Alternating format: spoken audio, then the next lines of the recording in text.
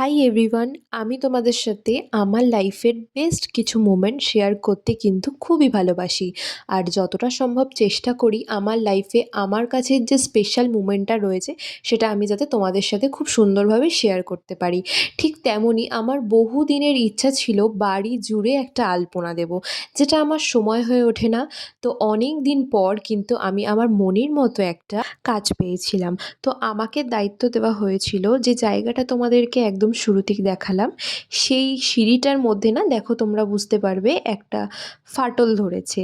তো এবার যেহেতু ওনাদের বাড়িতে পরের দিন একটা গেস্ট আসবে, তো আমার দায়িত্ব ছিল যে তুই যেভাবেই হোক ওই ফাটলটা যাতে আর দেখা না যায় সেরকম কিছু একটা করে দে। আমিও সেরকম কিছু ভাবনা চিন্তা করেই, দেখো তোমরা দেখতেই পাচ্ছ, এমন কিছু ডিজাইন করেছিলাম যে ফাটলটা আর কোনোভাবেই দেখা যাচ্ছে না। তোমরাও বলো তো, ফাটলটা কি আর দেখা যাচ্ছে?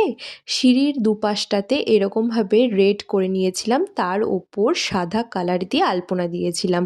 সবটাই আমি নিজের মনের মতো করে করেছিলাম। আর একদম ঢুকতেই এই জায়গাটাতে একটা বড় করে আলপনা দিয়েছিলাম। ওদের কিন্তু এই কাজটা দেখে ভীষণই ভালো লেগেছে, আর আমিও কিন্তু খুব স্যাটিসফাইড হয়েছিলাম নিজের এই কাজটা করে। কারণ আমি অনেক দিন পর নিজের মনের মতো একটা কাজ পেয়েছিলাম, এতটা জায়গা জুড়ে নিজের মনের মতো করে নিজের আঁকাটাকে ফুটিয়ে তুলেছিলাম। তোমরাই বলো তো আমার এই কাজটা ঠিক তোমাদের কেমন লাগলো?